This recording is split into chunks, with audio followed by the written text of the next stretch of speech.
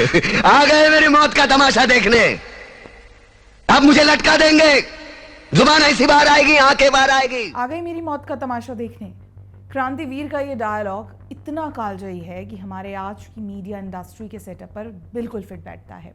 मध्य प्रदेश की सोनम और राजा रघुवंशी केस की मीडिया कवरेज देखकर तो यही लग रहा है कि न्यूज़ चैनल, सोशल मीडिया और रील्स ने एक ट्रैजिक न्यूज़ को सिर्फ तमाशा बनाकर रख दिया है। वहीं मृतक राजा रघुवंशी पर रील्स बनाई जा रही हैं। कोई चैनल राजा और आरोपी राज कुशवाहा की मां के बीच डिबेट करवा दे रहा है और जो चैनल मृतक और आरोपी की मां के चेहरे में माइक घुसेड़ कर तहलका मचाए हुए है वो अलग। नमस्कार, मैं हिमांशी, स्वागत है आप सभी का द पैम्फलेट में। दोस्तों, मेघालय में हनीमून मनाने गए राजा रघुवंशी की हत्या का मामला जब से सामने आया है तब से ही मृतक से लेकर आरोपियों के परिवार के साथ खड़े रहने में उनके सगे संबंधी नहीं बल्कि मीडिया वाले नजर आ रहे हैं। सबसे तेज खबर और न्यूज़ कवरेज के नाम पर कुछ भी दिखा दिया जा रहा है। आपने कभी सोचा भी था कि एक समय ऐसा आएगा कि टीवी पर मरने वाले की मां और जिस पर मारने का आरोप है उसकी मां के बीच डिबेट करवा दी जाएगी? ऐसा हुआ है। हनीमून हत्याकांड में राजा रघुवंशी की मां एवं हत्या के आरोपी राज कुशवाहा की मां के बीच डिबेट करवा दी गई है, जिसमें मीडिया पर्सन सवाल पूछ रहा है कि आप एक दूसरे को कुछ पूछना चाहेंगे? अब उसको आप जानो, मैं नहीं जानती, पर मेरे बच्चे को कुछ नहीं होना चाहिए। मैं जानती हूँ मेरा बच्चा कुछ नहीं किया। मेरे बच्चे को चुन्नी देवी जी, राजा के हत्यारों के साथ क्या सलूक होना चाहिए? मैं हत्यारों को नहीं, मैं जानती हूँ कि मेरे बच्चे को कुछ, राजा के हत्यारों के साथ क्या कौन सी पत्रकारिता हुई? आप टीवी पर ही केस सुलझाने लग गए क्या? मृतक की मां तो चाहेगी ही आरोपियों को सजा मिले और किसी का बेटा हत्यारा भी हो तो भी क्या वो माँ कुछ गलत बोल पाएगी?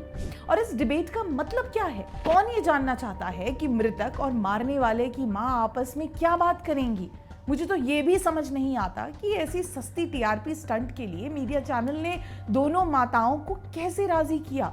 न्यूज़ चैनल्स ना तो राजा रघुवंशी के परिवार को अकेला छोड़ रहे हैं और ना ही आरोपियों के परिवार को। यहाँ तक कि जब सोनम का भाई राजा की मां से मिलने पहुंचा तो उनके संवेदनशील क्षणों को कैमरे में कैद करने की होड़ ने पूरे माहौल को क्रिंज बना दिया है।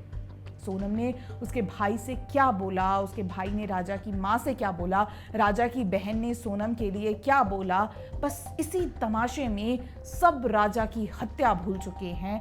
अब सबको चाहिए रीच, ट्रैक्शन, मसाला। वो देखिए कौन है, मैं आपको बता देता हूँ। ये राजा रघुवंशी की माँ है। मैं आपसे बात आप मैं सब कुछ बता दिया। मैं कुछ बताने के लिए एक दूसरे से पूछ लो, मेरे पास मत आओ, एक दूसरे से पूछ लो भैया। मैं क्या करूं? ये बताइए क्या आपको जानकारी थी राज कुशवाहा और सोनम के अफेयर को लेकर? हमें कुछ जानकारी थी। 20 साल का बच्चा किसका अफेयर कर सकता है ये बताओ। मैं बहुत देर से थक गई। अरे लाइटिंग हटाओ, मेरा जान घबरा रहा है भाई। क्यों मेरे पीछे पड़े हो जानबूझ के? सबको बता दीजिए। मैं सबको बता चुकी भाई कि मेरा बच्चा ऐसा काम नहीं कर सकता। 20 साल का था, उसके पापा शांत हो गए थे जब से वो बेचारा 10 साल 10वीं में पढ़ रहा था। फिर कपड़ा मार्केट में काम करने जाने लगा। उसके बाद रात भर न्यूज़पेपर में काम करता था। ऐसे करके अपने तीनों बहनों की जिम्मेदारी पर था। एक गांव में मेरे बच्चे ने 2 यार थे, उसको पढ़ाया था, लिखा था, हमको पालता था। बात करो, मेरे बच्चे कुछ हो जाएगा, क्या होगा?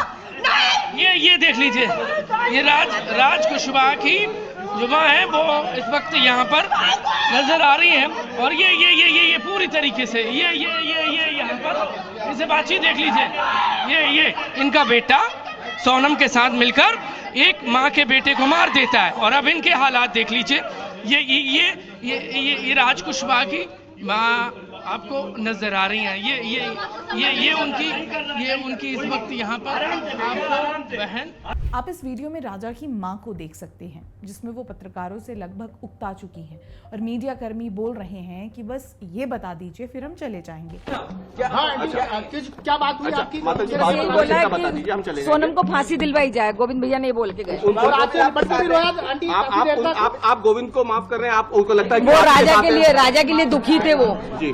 थोड़ा तो संवेदनशील बनिए, पर क्या करें, रीच का ही जमाना है। अकेले मीडिया कर्मियों पर छिछलेपन का कितना भार डालें। जब चारों ओर से राजा और सोनम के रिश्तेदार दुख और गुस्सा दिखाने के लिए सिर्फ मीडिया का कैमरा ढूंढ रहे हैं। यहाँ हम किसी का दिल नहीं दुखाना चाहते, बस ऐसे कुछ सवाल हैं जो नेटिजन्स ने उठाए हैं।